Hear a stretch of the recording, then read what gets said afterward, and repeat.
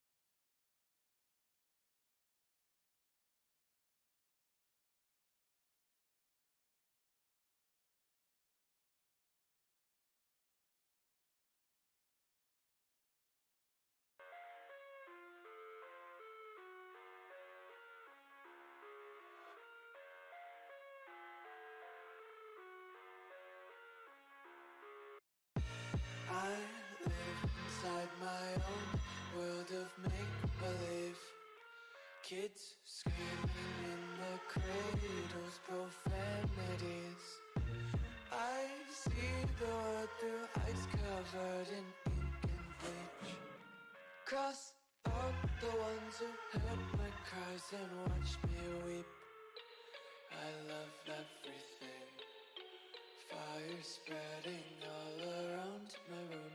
My world's so bright, it's hard to breathe, but that's alright. Hush.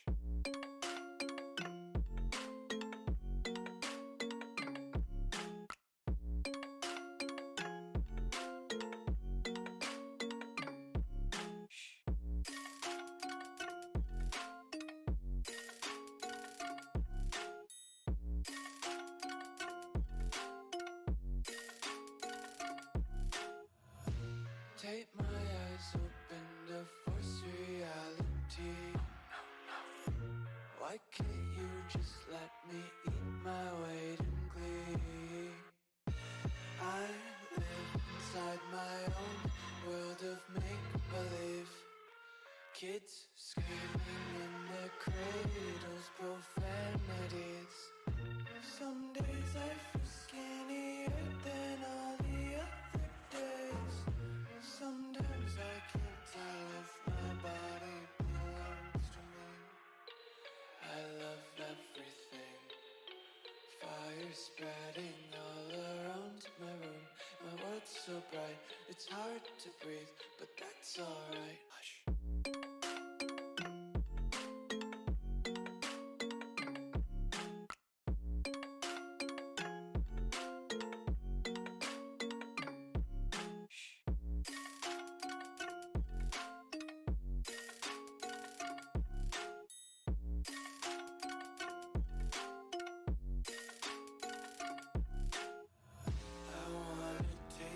Content, hold your breath and feel the tension. Devils hide behind redemption. Honesty is a one-way gate to hell. I wanna taste consumption.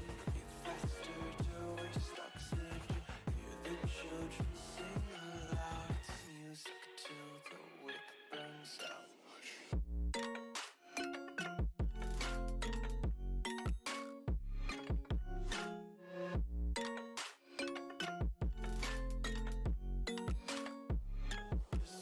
Be carefree lately, yeah. Just kicking up daisies. Got one too many quarters in my pockets. Counting like the four-leaf clovers in my locket. Untied laces, yeah. Just tripping on daydreams. Got dirty little lullabies playing on repeat. Might as well just ride around the nursery and count sheep. When it hurts like this,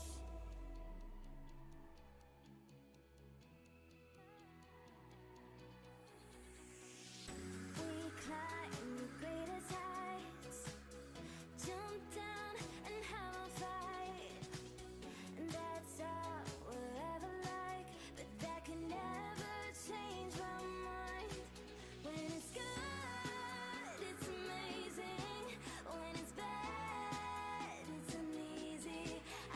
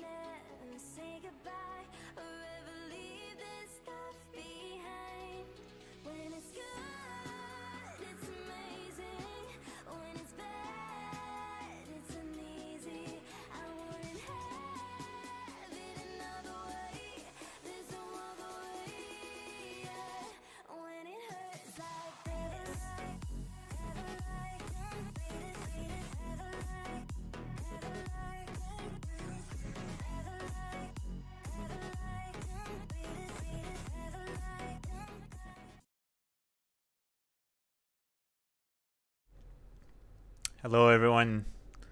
Welcome to a new episode of Inside Fnatic's Brush.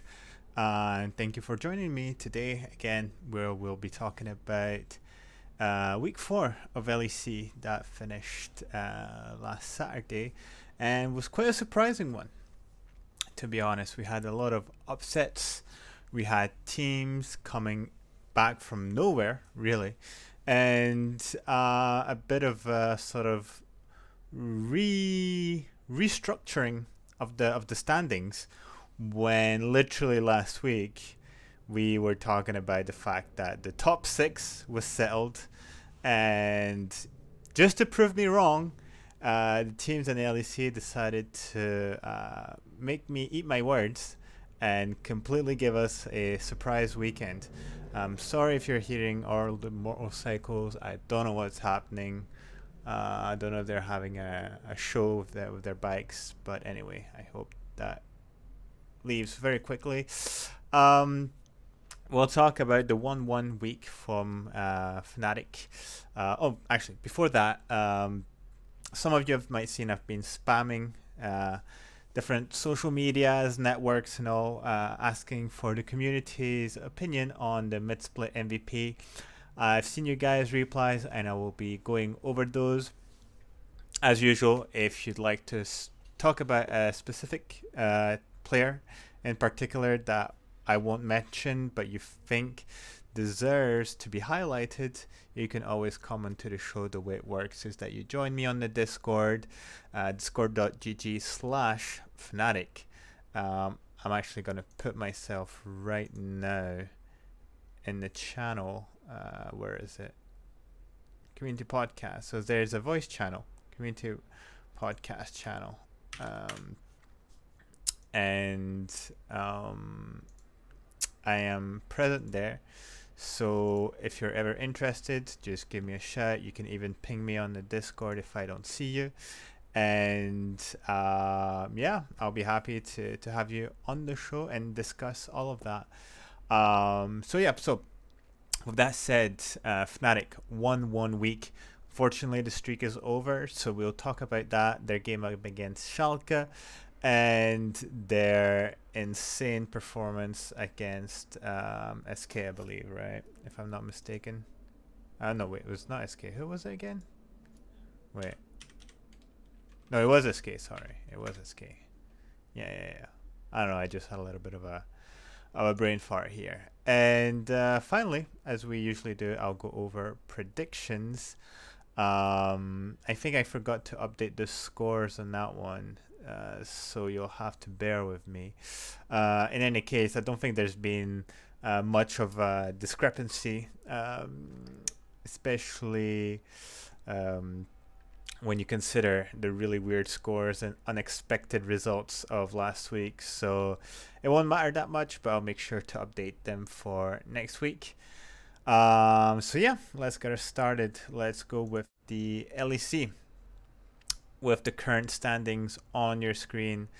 Bit of an interesting one. Now we have Rogue that has joined Misfits at the top. Fnatic staying at third. Kind of missed an opportunity to also be first, unfortunately, but still, stabilizing at that sort of joint second, third place. Mad Lions now sole position of fourth, and now we have this massive block of joint fifth with Astralis, Excel, G2, and Vitality. Now, out of those 4 teams, only 2 can grab the final spots for playoffs. Now, there's obviously still half a split to be played. Obviously, that's not what I'm saying, but and the scores are definitely more much closer. Whereas last week, if I'm not mistaken, there was discrepancy of like 2 wins between 6th and 7th place, right? Here now we only have a separation of 1 game, if I'm not mistaken, right? Yeah, it's 5-4, 4-5. So it's become really, really close, and you have 4 teams with the same scoreline. And then obviously you have Schalke and SK But even Schalke is like 3 games. So they could be jumping on that sort of playoffs group, right? And then SK is still struggling at the bottom. Will they ever find their drive? I think their season's pretty much done. I think the correct move would have been to bring back Treats as a support. Lilip, I don't know, somehow feels sometimes worse than Jesus, to be honest. But I don't think there's much to say or to be said about SK at this point. It's quite disappointing actually that that's how their season kind of ends. Or goes, I should say, when they were such an exciting team in spring, and now they just look like an older version of themselves from last year. So very unfortunate. As you see, I've for this episode, I'm trying something new where I've put these green and red arrows. It's kind of who's trending upwards, who's trending downwards. Starting with obviously Rogue, who's on an upwards trend, and I think it's clear to say that they're looking now like the best team. For a long time, obviously, Misfits was at the top with their win streak, managing to beat most of the top teams. And now that they've gone on a one-on-one week where they actually could have gone 0-2 when you consider the G2 game, if it weren't for that Elder Drake and that terrible sort of recall mistake from G2, we could be sharing a second place with Misfits. When I say we, I talk about Fnatic, of course. So Rogue definitely look really, really strong. Obviously inspired, being the top jungler that he is, and quite. I'm sorry about it. I'm gonna close my window. I'm actually pushing myself when I'm trying to close the window. There we go. I'm sorry about that. So yeah, the versatility of Inspired, obviously, but Han Sama's playing well. Larson always quite solid in the mid lane for Rogue, and I think what makes really their strength is their map play, where they punish quite a bit. And I think they're gonna be the team to beat now. More so than Mad last spring, because I think they're coming stronger from sort of that off-season situation where they had time to rest. They're not suffering from that post-MSI kind of situation that where Mad is struggling a bit more. And what's been discussed, with in regard to Misfits, who's sharing also that first place spot, is that Misfits kind of tend to fall out on sort of the second half of a split, and there's been people who've shared this opinion. A lot of casters have mentioned it. I think it's been kind of discussed as well on the LEC podcast, where they don't want to hype it too much, in the sense that we've seen Misfits have good starts, whatever roster they may have, and then falter as they, I guess, somewhat get figured out, and they don't play as consistently as they do at the beginning of a split. So I guess we'll have to see how that moves on forward. I believe going into week 5 this weekend, there's Misfits versus Rogue. So actually, let me just check that. But yeah, that's actually on Friday. So we'll actually get to see who the number 1 team is. I'll talk about it more during my predictions, but I think this will give us a sort of better overview of the strength of these two teams and which one deserves to stay at the top eventually. Misfits versus Astralis into Saturday, while Rogue goes against G2, which is again going to be a big game, but we'll talk about G2 obviously and how they've been struggling. First, I actually want to mention the other team that's kind of popping off, especially last week, was Excel. Now, I think it would be a lie to say that I was the only one surprised by Excel being so strong, by just making two changes. So bringing Mark Kuhn and Advien from their academy roster, NLC, which is the a sort of British Northern Europe ERL league. There we go. I'm finding my words. And I've mentioned on the previous podcast that Excel was really at the bottom, and I didn't feel like these two changes were going to be enough, especially since they've been kind of brought in sort of middle of the split, middle of the week, that they would have time to sort of adapt with the team, find a common like strategy, play style. And what do you know? They faced G2. They beat them on their first try. They faced what's her name, Vitality, and they beat them as well. While Vitality is actually was on an upward trend, and next thing you know, Excel is 2-0, and they're fighting for a playoff spot when it's been the biggest Excel meme that they don't get to reach playoffs. So pleasantly surprised. Mark and Adrian, definitely very, very talented players. They had the great showing on their spring split finalist of EUMs.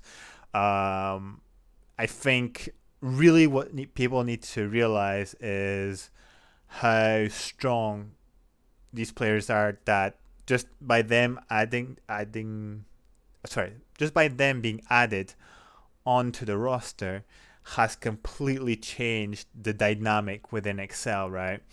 They used to be quite messy in their way of playing without an actual strategy, and you look at them now, and there's definitely a stronger play style where they're playing a bit more for Nuke Duck.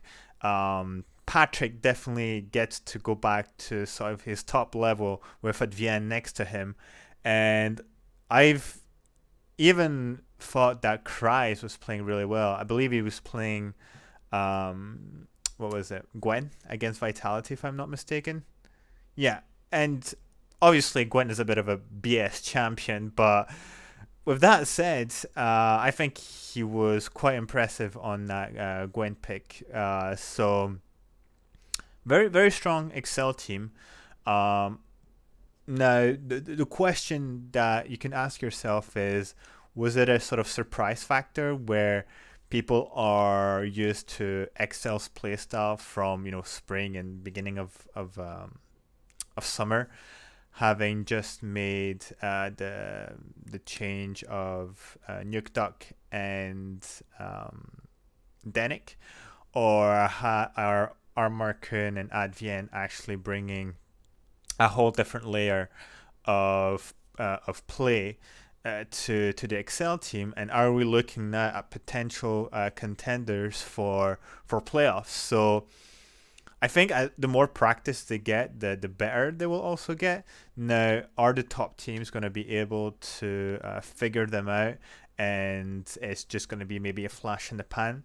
We'll see. I personally think that Markun and Advien have much more to show than Dan and Danik. A bit disappointed by Dan's performance. I was expecting a bit more, especially him being a former Fnatic Rising player and having a good showing on Fnatic Rising at the time. Danik as well, which was a player that I praised a lot, especially when he was on Misfits, and when he got replaced by what's his name, DOS. I thought that was a big mistake at the time, and kind of sad to see that he's not been the right fit for Excel.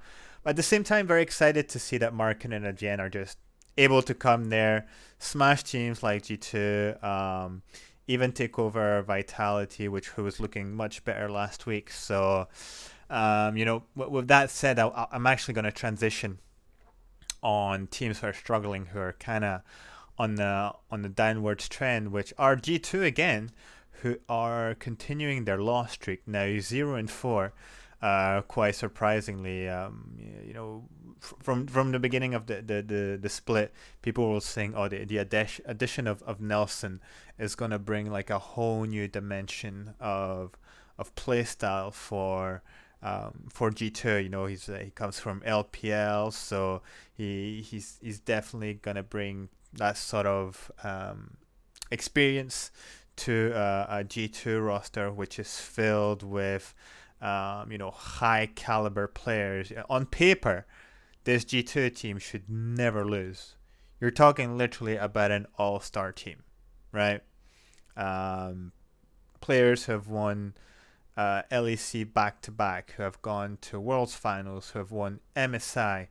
Um, it's a full 5-star studded roster, and they're way lower than what they actually should be. If you look at pure like pound for pound, like player skill, and they lost against Excel, who just came fire blazing there, and that was the first surprise. Especially Mark Kuhn at the end, like pulled directly from ERL and say, "All right, guys, you're facing one of the strongest team to ever grace the LEC. You go get us a win, guys," and they do it. And G2 gets caught off guard. Now facing Misfits, who still is in a sense, the number one team at the time they were playing. They actually did really well. They struggled slightly in sort of the early parts, where Razork got some good kills and advantages for VTO by getting by shutting down caps on Lucian. Now, with that said, they managed to bring him back. They played the Mundo in the top lane, which I think is the first time that the new Mundo was being played in LEC, and they felt unkillable. They were sieging Misfits base, and next thing you know, they take a badly timed recall. Misfits rush for Elder Drake. G2 decides to fight against an Elder Draked Misfits, and they lose the game. They lose the fight and they lose the game, because Misfits just run it down mid, and death timers are way too long, to the point that Misfits somehow steal the game. Now, while G2 is 0-4, that last game for me tells me they're a bit more on an upwards trend. Now, looking at their calendar on next week, they're facing Astralis and Rogue. So I'm expecting them to win against Astralis, while obviously Astralis has also had a 2-0 week. I'll talk about it in a moment. I think G2 is definitely looking to improve and fix some of their issues that they're facing right now. And they want to grab at least a win against Astralis, who's also in a sort of middle pack with them to grab a playoff spot. Now the thing is, they're facing Rogue on Saturday, and it's pretty bad. So I think what they're looking for is at least to get a 1-1 week and break their losing streak. If they go 0-2 again, that means they lose against Astralis, and it's looking really, really bad for them. Because next week, we're literally starting second half of the split, and this is where you need to get the wins. This is where you need to position yourself in the top 6, and if you don't grab those single wins against this pure best of ones, anything can happen. But if you don't grab them, you're starting to be in a difficult situation. Now, last team I want to talk about, and who's on a downwards trend, is Vitality. Now, Vitality had a very strong 2-0 week last week when they faced on Friday G2. and they beat them. And then on Saturday, they went against Mad Lions, and they beat them as well. So two very strong teams, they managed to beat them. So we were expecting them to come really strong into this week, especially facing Astralis. Next thing you know, Promise Q is some kind of god. He's been incarnated by Mad Life, makes those amazing fresh plays, and they lose against Astralis.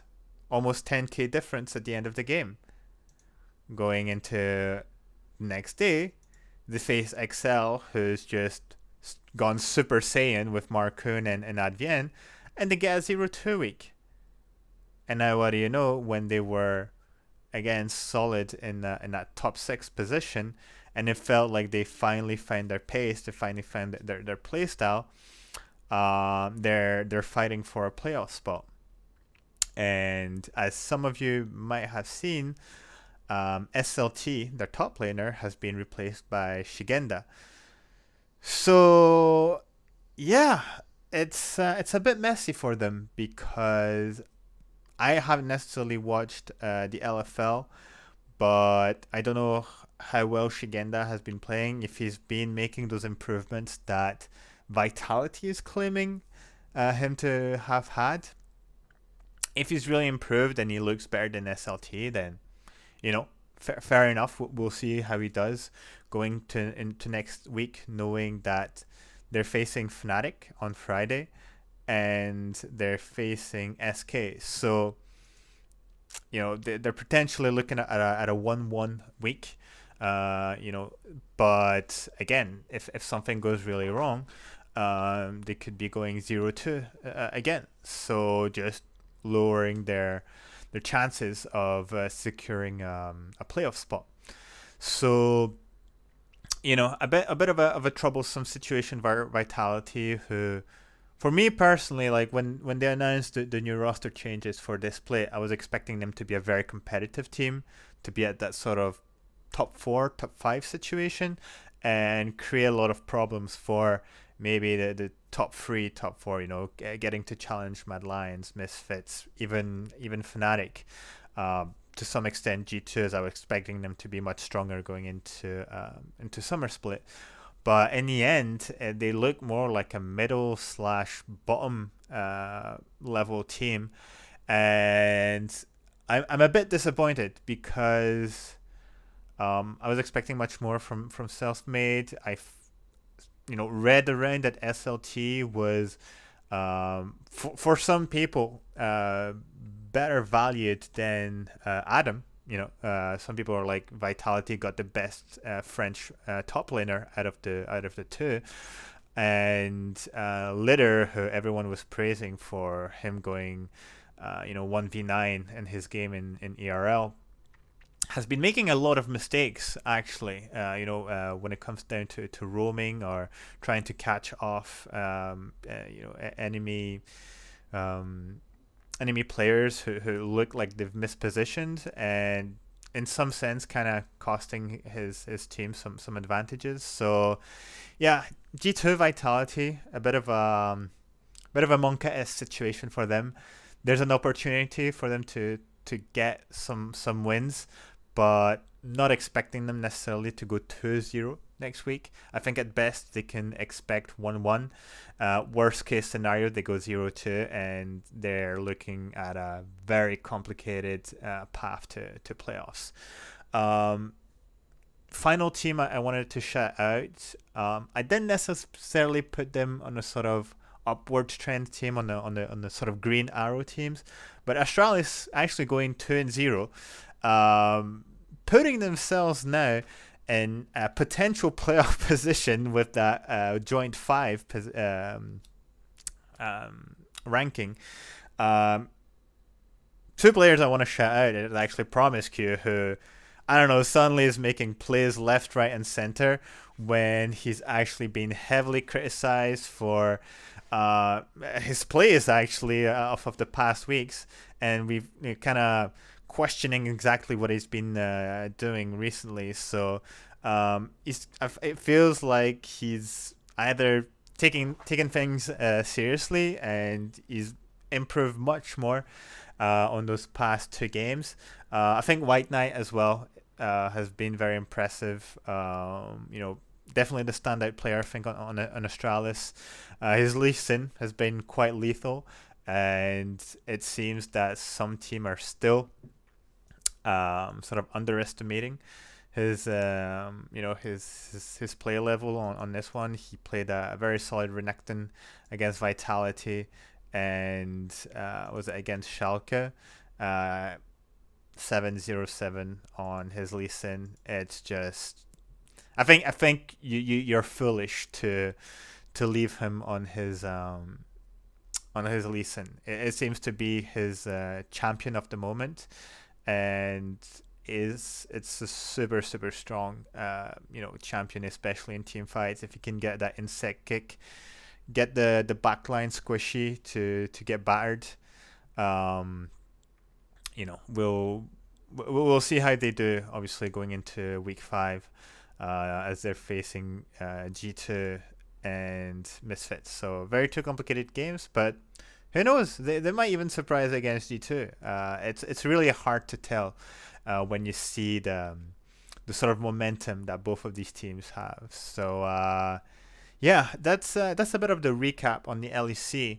I'm just gonna have a quick look at what you've guys said. I'm seeing Ariona talking about Excel's new jungler came with no fear. Yeah, like Markin, just no pressure. You're just facing the one of the top LEC champions, and definitely went in with a lot of strength. Last game could have crushed their mentality as well. I'm guessing you're talking about G2 Fnatic chair, and I would agree, except that from what I've seen from players' reaction, they seem to be more happy the fact that they managed to get that lead.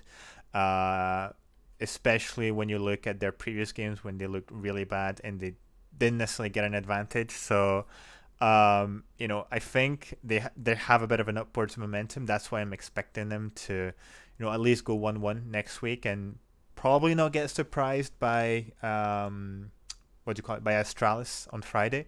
So we'll see. Again, anything can happen, but I think G2's kind of happy with that game. Even if they lost it, they know it's a best of 5, and that right now their objective is just to make playoffs, and that means getting top 6.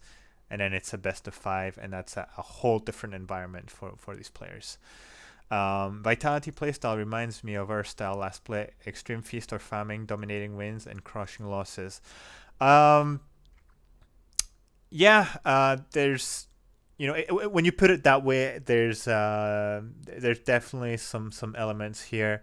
I think the biggest problem Vitality has is that they're definitely not on the same page, and you could say about us last split. So maybe I'm putting some more water in your well, as we say here. But it's really weird, the fact that again, Litter makes those roams and he just dies. So I don't know if there's a breakdown in communication. They've made the change on the top lane.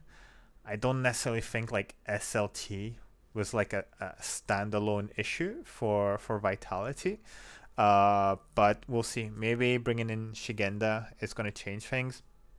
I don't necessarily think so. I don't know if SLT had laning issues whatsoever, but yeah, I'm kind of dubious on that change. But I mean, again, I've been surprised by Excel, so we'll see. We'll see what happens this week. They're always 10k gold. It's just that most times it's a deficit. Yeah. Fnatic's gonna easily win the split. We'll see. We have also our Fnatic segment a bit down the line. I'll talk a bit more about my opinions, but I think Niske was so good this split. Yeah, he's been solid. Best mid in the LEC. He's up there for sure. Just gonna quickly read you guys' replies on the IFB podcast Discord channel. There's a timeline where G2 doesn't make playoffs. I think if G2 doesn't make playoffs, when you're bringing a player like Reckless in your team, you gotta sign the alarm, dude. It's no bueno. It's no bueno. If they don't turn things around, it's very possible. I agree. Vitality starting Shigenda, absolutely. It's good to see that we have an alive region, not only limited to one team. I like the fact that other teams are rising up. The region is more interesting to watch. It's definitely more competitive. I'll give that EXE. It's I think for the first time in a long time, we've had uh, you know a team that isn't Fnatic or G2 at the top, and when I mean that, the top is like literally number one for a long amount of time. Right now, the new guys on the block, the rogues, the misfits, they're the one kind of setting the pace, and Fnatic's doing well so far for the split. If they didn't mess up against Schalke, they would be at a joint first. So, could be happening. Could be happening. And yeah, it's oh yeah, good point. There's actually the teams are coming back to the stage this week. So I believe it's game 1, 3, and 5. So not all the teams will be on stage, but I'm actually interested to see if that impacts dynamics, for certain teams, maybe teams with veterans. If G2 gets stage game, will they start playing better because of that? I know Reckless has mentioned that he really doesn't enjoy playing remotely, and even said once that if that's the future of LEC, then he'd probably retire. But obviously, I think it's just temporary. Obviously, because of the sanitary situation we've been facing for a year and a half now. So yeah, we'll see. So when Fnatic play on stage, I believe they do. On Friday, I believe we're the last game. Let me check the schedule. Yeah. Wait, actually, are we? On Friday we are. We're the third game. We're the third game on Friday, and on Saturday we're the fourth game. So we will be playing remotely. Yeah. Obviously, the matches that will be played on stage, you're looking at especially the Rogue G2, which should be a banger, and Rogue Misfits isn't actually played on stage. I'm actually surprised when it's like the match for top one, and instead G2 gets the last spot. I think G2 getting Reckless really affected some of the scheduling. Yeah, absolutely, Stefan. It's a 1-1 week, in the sense that Friday we play on stage, and Saturday at home. So I think that covers it for the LEC. Now, for this episode, I've actually asked you guys about who you think is your how do you call it, mid-split MVP. So it's a bit of a question of the day, question of the week situation. Thank you for you guys who have participated in this week's question. I've had different types of replies. Notably, people saying they think Inspired deserves it. Inspired definitely, I think, top jungler in the LEC right now, has been a pillar for Rogue, and even more than last split, I think he's showcasing really what he's able to do from the champions he's able to play, from his pathing, which is quite unique, where he's able to put the right lanes ahead every time. If we're looking at some of his stats, he's played already like 6 different champs. He's played Volibear, Viego, Gragas, Kindred, Fiddlesticks. Notably his winning ult. His game-winning ult on against Misfits and Rumble. So within 4 weeks, he's already played like 6 different champions with a majority of wins. Obviously, played a very solid, like two very solid Kindred games as well. And overall, he's always ahead in CS, in XP, in gold. Uh, it's definitely up there. He's definitely up there. In terms of kill participation, I'd have to check, but does it even say? Yeah, 73% kill participation. That is quite impressive. That is quite impressive. So, I think if he keeps that performance throughout the rest of the split, I don't think it would be completely crazy to say that he gets the reward here. Now I've seen other replies around who is it? Someone mentioned Razork. Let me see if I can find it again. That was on Twitter, right? It was Lush actually, who says if we just go by who contributes the most to their team's success, it's got to be Razork. I doubt Misfits would be tied for first if it would be without him. His Rumble has been insane so far, and yeah, 100% win rate on Rumble. While it has maybe a smaller champion pool, has been quite successful. He's played the Lee Sin, played Odir. Only one not really being able to get anything from is Xin. But you look at his stats, 80% kill participation, so even more than Inspired. Not as much ahead in CS at 15 minutes, but still has strong gold and XP diff at 15. Much stronger actually than Inspired.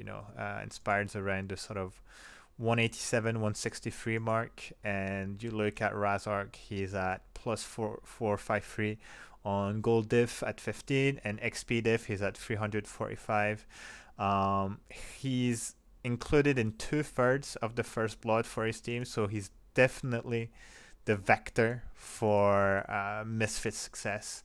And we've seen Razork kind of struggling in previous seasons, but I don't know if it's the recent player changes in the team or there's new mentality whatsoever, but he has flipped this side of him where it was a bit sort of coin flip, and he's way stronger in the sense that he's the one that's gonna be able to put his team ahead. Obviously it helps when VTO is having a really good split so far. Herrit is, in my opinion, moving more and more as one of the top laners in the LEC. But I definitely think that also comes from Razork having such a strong presence on the map as well. So I think it's a very solid argument here to have Razork as part of the discussion. Now, obviously, as I've been asking the question to a lot of people from the Fnatic community, I've had a lot of picks from the Fnatic team. I've heard some Whippo, I've heard some Hillisang, I've heard some Upset. But I've also heard some Niski, and the reason why I haven't put basically the whole Fnatic roster was because I think really if we have to pick, let's say an MVP from Fnatic, I definitely think Niski has been our most consistent player, throughout the split, and while he has had maybe some bad games here and there, he's had the Lucian misplays against Misfits, his Akali against Schalke last week was a bit, I'd say, unlucky in some situations. But, apart from that, I think overall he's been quite solid for our team. You look at the SK game, his Sylas, he had some really clutch Everfrost stuns.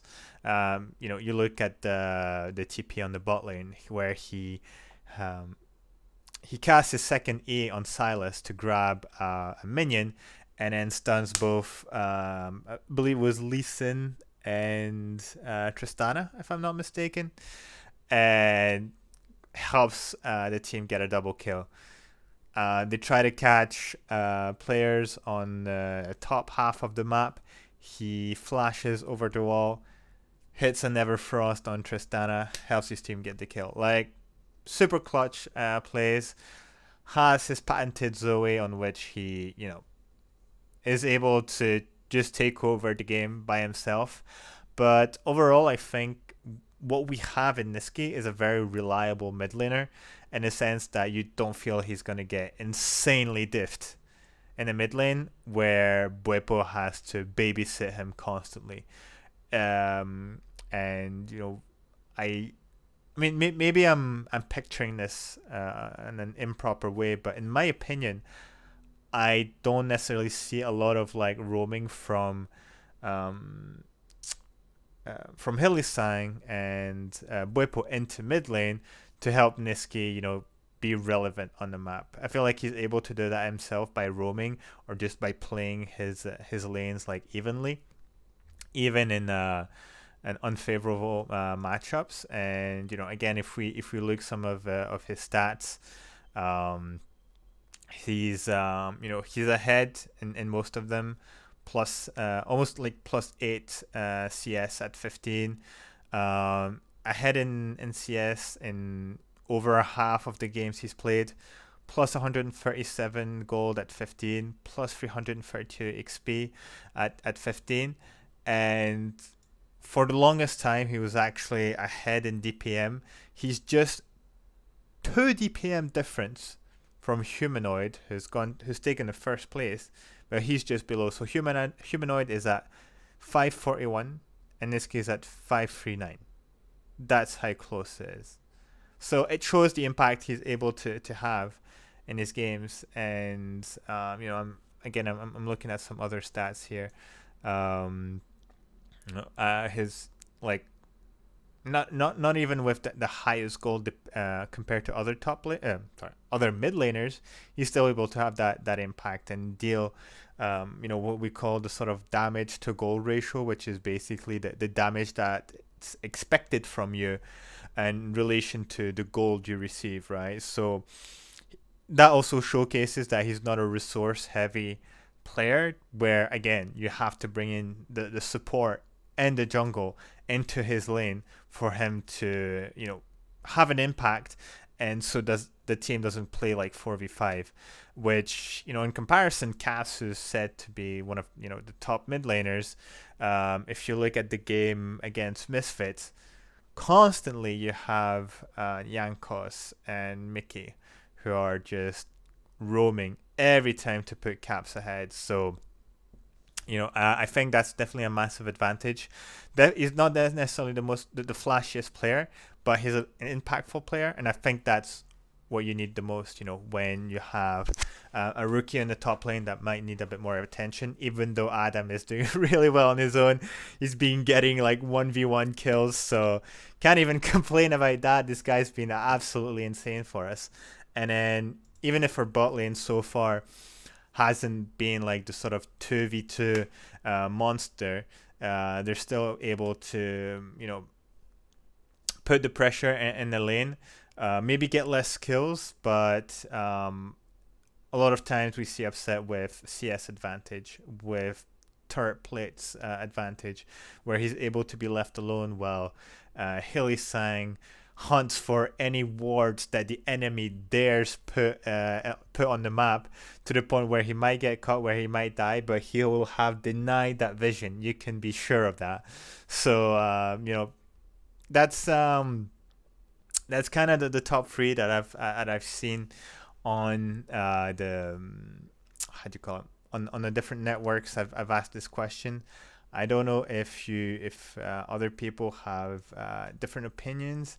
If there's maybe an MVP you'd like to talk about, you can mention it in the chat here or on the community podcast channel. If you want to discuss it, feel free to come on board. I'm happy to have you share your opinions in front of everyone. Again, no one's here to judge you.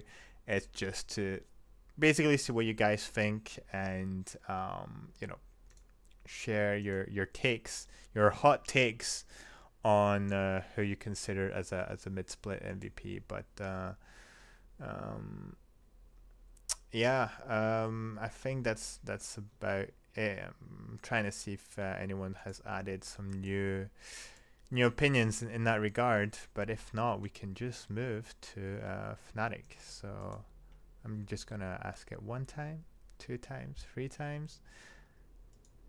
Okay, cool, guys. Let's get trucking then, and move to Fnatic. So Fnatic, unfortunately, put an end to their win streak, going 1-1, losing against Schalke, surprisingly, but getting a very dominant win against SK. So first, obviously, I want to talk about Schalke, the Schalke game, I should say, where Niski had a bit of unfortunate plays. When he tried to get that kill in the bot lane, gets exhausted, his Q doesn't get the kill, and it's a feel bad situation in that moment. It was also a bit of a struggle for Niski to do anything as a Kali, because he goes against TF and Galio. So literally you just cry as a Nikali because you get chain CC'd and even AoE CC'd by the Galio, even by standing in your shrine. So we kind of came back at one point. We got an ace and it felt like we were back into the game, but some mistakes here and there, some overextensions, and Schalke having some very strong like chain CC just kind of stopped us in our aggression, and we couldn't get the advantage we were looking for, even with Adam going absolutely insane on his Olaf and running people down, even with Upset being ahead with his Tristana, and unfortunately gets insect by Broken Blade, which was really, really well played by him. But yeah, an unfortunate game against Schalke. It should have been, in my opinion, another 2-0 week, and we should be on a 7-game win streak. But you live and you learn. It's good to make the mistakes when they happen, and that we learn from them. And I think that's what happened as we went against SK. Obviously, against SK, we're facing the worst team in the league, who's struggling, even adding an actual support player with Lilip. I feel like this player is making so many mistakes. It's pretty bad. It's pretty bad for SK. Obviously, we had the chance to see Hilly on his pike, and he showed us why he's one of the best pikes in the goddamn world, because, oh my god. What the hell, dude? So, it's very insane is that he gets the first blood, right? So they kind of cheese on the blue buff brush on SK side. They get a kill on the Lee Sin, and then he I think he dies in lane. Then they try to dive bot lane. They manage to get upset. Hilly runs for his life, goes camouflaged, then dashes into the bot side jungle of SK, kills Treats, who kind of messed up his spells, plays with Fog of War, manages out of nowhere to predict Lilip's positioning once he didn't have vision of him, to skewer him past the wall and get a double kill. Now, only Hilly's madness is able to do that on Pike. Like, only this guy is crazy enough to pull shit like this.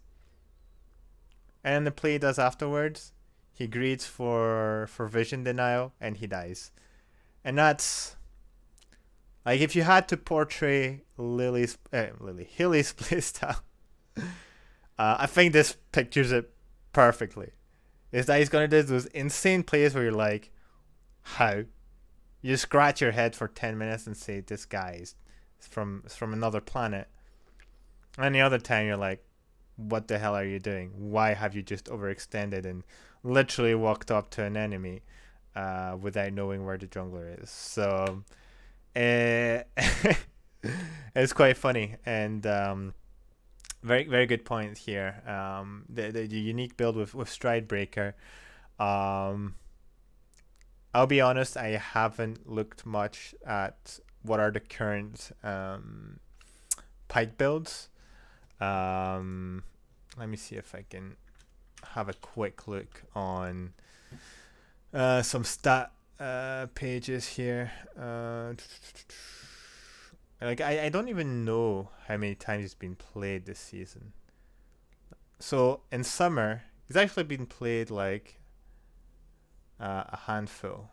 He's been played in LFL,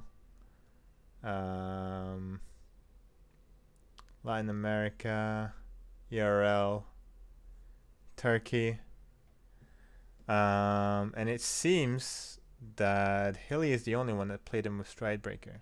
I'm seeing a lot of full lethality builds with obviously Drakthar, and that other item I always forget the name.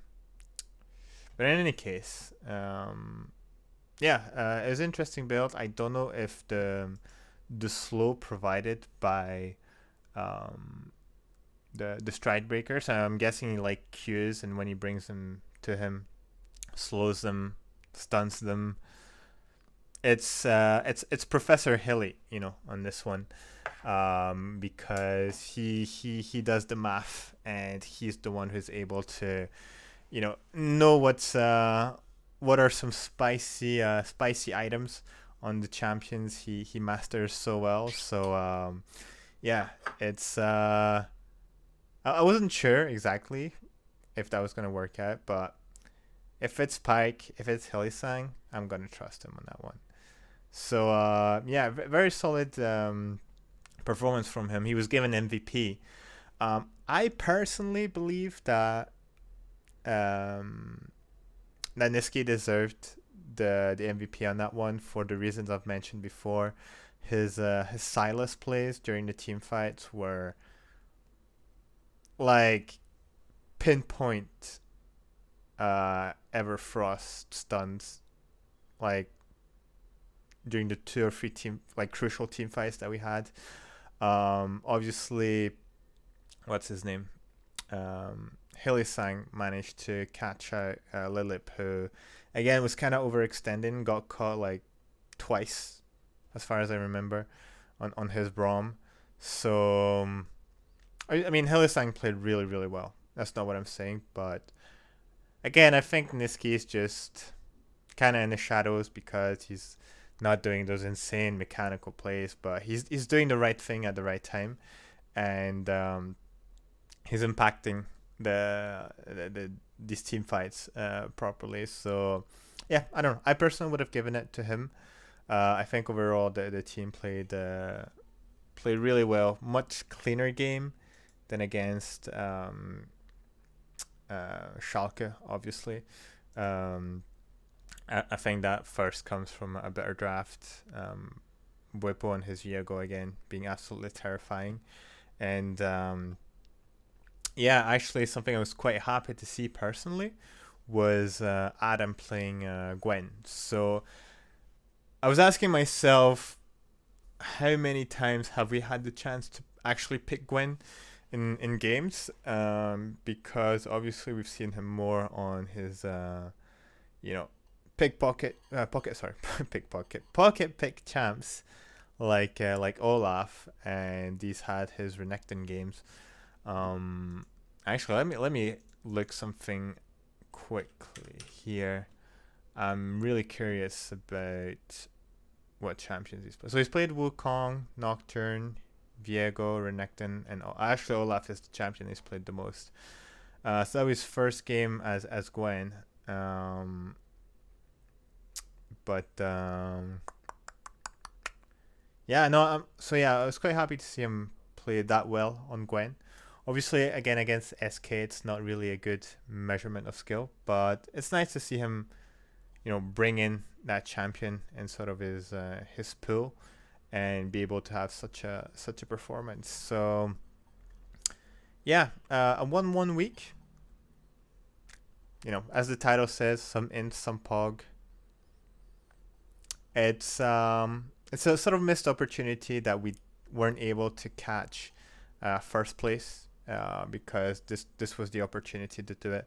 So we'll see next week. But yeah, I'm curious about you guys. What did you think about this week? Who was your personal MVP for the SK game? And is there anything else you want to highlight? So, you know, I'm seeing some people shared some opinions here. Fnatic Pike 2021 World Skin. Insta buy. No, that would be awesome. Obviously, would he necessarily? I don't know if he's ever mentioned like which champion he would have a skin on. Maybe he said it was Pike. That'd be pretty cool. That'd definitely pretty cool. I would see, especially like Pike has a little sort of face bandana, so you could put like the Fnatic logo on there.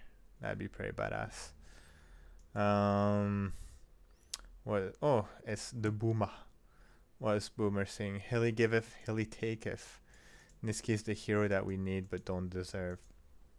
Yeah, I agree. I agree. Niski's been very solid. Again, was at the center of a lot of criticisms at the start of the season. He's shutting a lot of mouths right now, and he's showcasing his value for the team for sure. What's this? Upset wanted Callista, Hilly wanted Pike. Yeah, you've got two like anti-theme champions here. If you want, Upset to bring back Hilly, and Hilly just want to go in constantly. Definitely works really well with the Braum. On Pike, it's like you definitely want to unleash Hilly Sang. It's like, do your thing, man. Just get 10 kills, and once we get Baron, you can do your solo side lane split push. So good, man. So good. He's Hilly with Pike is kind of the Smurf player you get in your solo queue, who's like, I don't even need to gank for him or do anything. I'm just gonna let us win the game for us, and I'm just gonna do my thing. Try not to int. Just gonna play comfortably, and he's just gonna do his thing, and I'm gonna have a big victory screen at the end of 25-30 minutes. Niski a hero with that cape. Yeah, very much so. I hope you guys watched the Fnatic teaches noob. It was Niski today. He's quite hilarious. It's I think he definitely brings a great environment into the team, and he I think on and off the Rift he's been a great addition to Fnatic. Let's see. It was really sad to lose the game against Schalke. I'm still tilted. It's yeah. Again, for me, I think the biggest miss on that one is the fact that we're not continuing our win streak.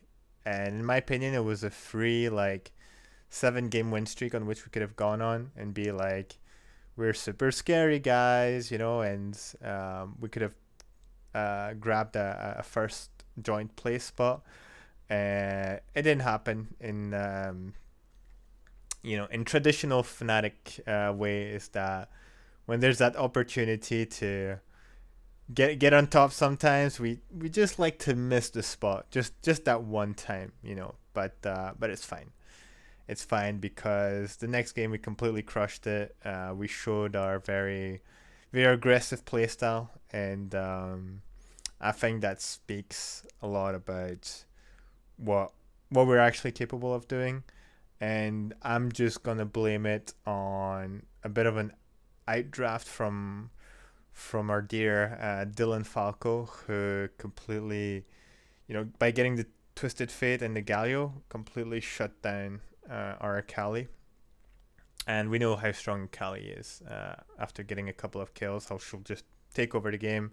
Niski has shown it before, so I'm not too concerned. I'm just hoping we're a bit more solid next week. And speaking of which, let's talk about predictions for this Friday. So going into this weekend. Yeah, so I actually forgot to add the points, so you'll have to forgive me for that one, guys. Either we lose, no wait, either we win or we learn. Yeah, pretty much. Mm. Dude, the voice comms are absolutely hilarious. It's with this team, there's not a dull moment. I swear to God, and their comms are like super good as well. They're much more calm. It's more structured. They're not screaming all over the place, and it seems like um, they're on the same page. They're going in the same direction, and that's really comforting to see. When you compare it to last season, where it's like, let's go. Oh no, we're not going, and it's like, what's happening, guys? Like, what are we doing? Um, Now even when they go in, they're still able to say, "Let's bring it back, guys." And I think that's what's making the big difference. This split is that they're finally pulling on the reins sometimes, and they're able to gauge when they might be overextending or pushing a team fight too far. So I'm really happy to see that progress. But with that said, this week's predictions, we have SK versus Schalke, where Schalke, while they went 1-1 against SK, it's just kind of doomed. SK is not looking good, and it's a free punching bag for anyone that faces them. Excel versus Mad Lions. I think I'm gonna regret this. I don't know. I think actually Excel's probably gonna get a win if they continue on their form, but I'm kind of basing myself on the Mad Lions Rogue game, which was very very close. It just happened that Rogue got the edge, but it was like back and forth game, so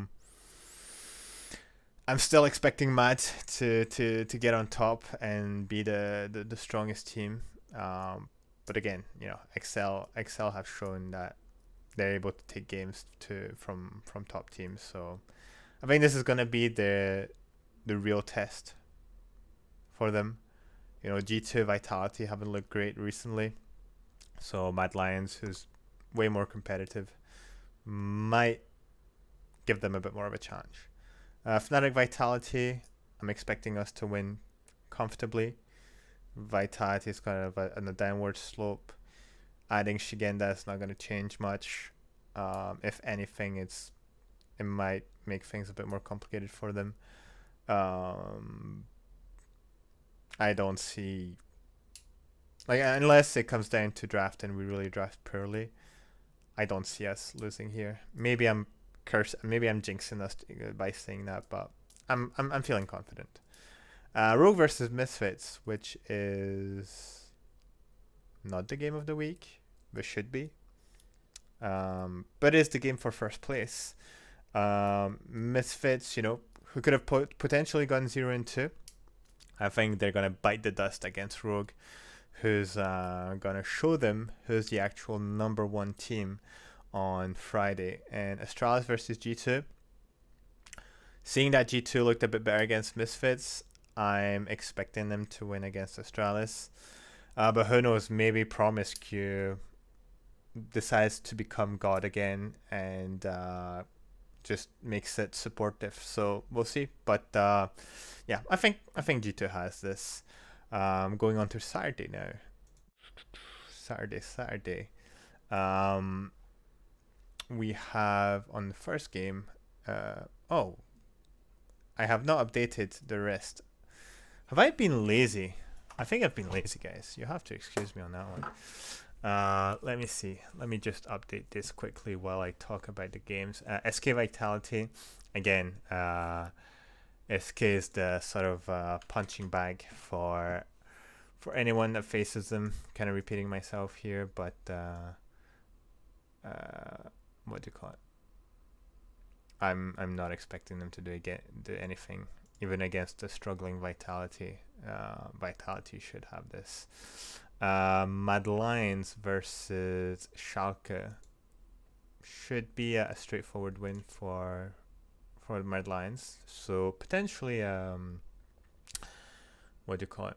A 2-0 week for Mad Lions if everything goes well for them.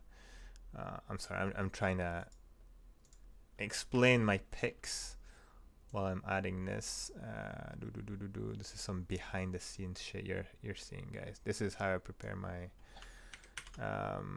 my podcasts. There we go. Perfect. So yeah, Mad Lions, Schalke, definitely Mad Lions. Misfits Astralis. There could be a surprise here, to be honest, depending on how Misfits play on the day prior. But if Misfits are going on a downward sort of spiral, Astralis could grab a win here. You know, who knows? It feels like sort of dynamics change from one week to another, so anything could happen. But I still think Misfits should get the game. But Astralis looks to play spoilers since last week, so they might continue on that role here and bring Misfits a bit lower in the standings. Fnatic Excel now. I'm kind of scared for that one. I'm not gonna lie. This is really gonna depend on how Excel plays against Mad Lions and how we eventually, like, how we come into the fifth week, right? So I'm expecting us to win, but I won't be surprised if Excel is keeping on that momentum of, you know, Marcoon at the end completely changing their style. Now we're lucky because we get to see 2 games from them and have some basis for analysis against them. So there's a way for us to prepare, right? Because we've seen them play as a team. But still, I always have the feeling that we're always able to be caught by surprise and not capitalize on games that we should be winning. So, you know, obviously if you look at purely at standings, we should win the game, but Excel's been looking good, so I wouldn't be surprised if we miss out on that one. I'd be disappointed, but I wouldn't be surprised. Finally, the game of the week, G2 Rogue. I think Rogue is here to dominate the league, and they're not going to let G2 get in their way. Now, if G2 wins this, potentially 2-0 week, and they'll be starting to catch back into the standings, but I don't see why Rogue would be losing this game. Even if there's this whole narrative of, but Rogue never wins a best of 1 against G2. I think we're past this with this Rogue and the level that they're showcasing. So I'm expecting them to get the win. Both myself and the community have the same picks, so there won't be much of a change in scores here. So depending on the results of last week, there won't be a lot of modifications. But it would be their first win against G2. Absolutely.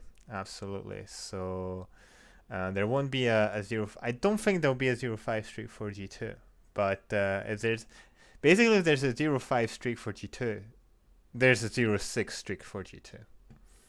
If there's a 0 streak for G2, I don't think saying, oh, but it's just the best of one, guys. Wait for best of 5.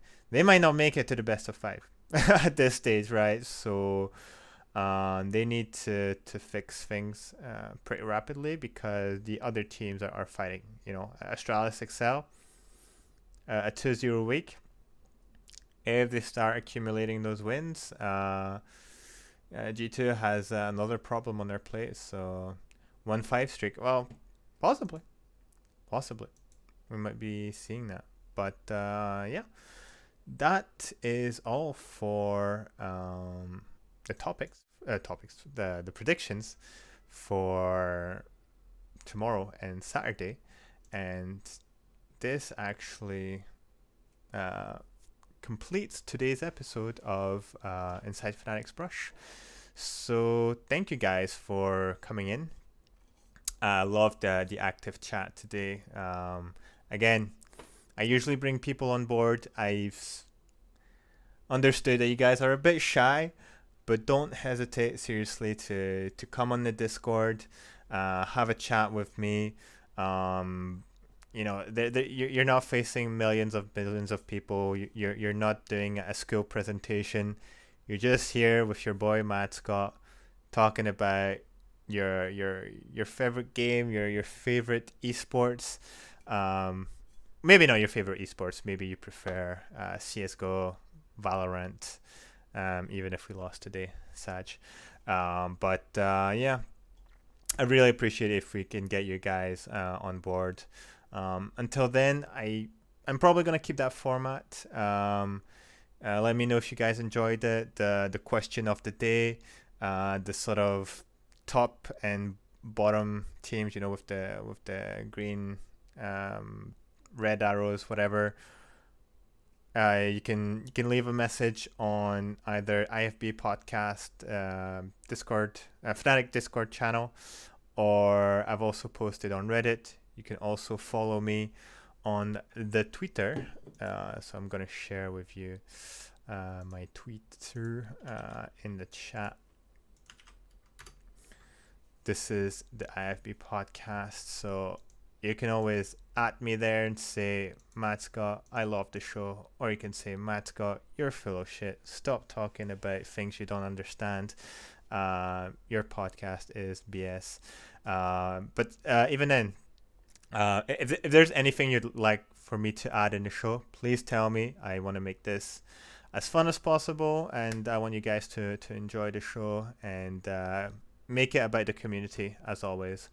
But anyways, thank you for coming tonight. I'll see you next week. Yeah, until then, always Fnatic. Thanks again, guys. Bye-bye.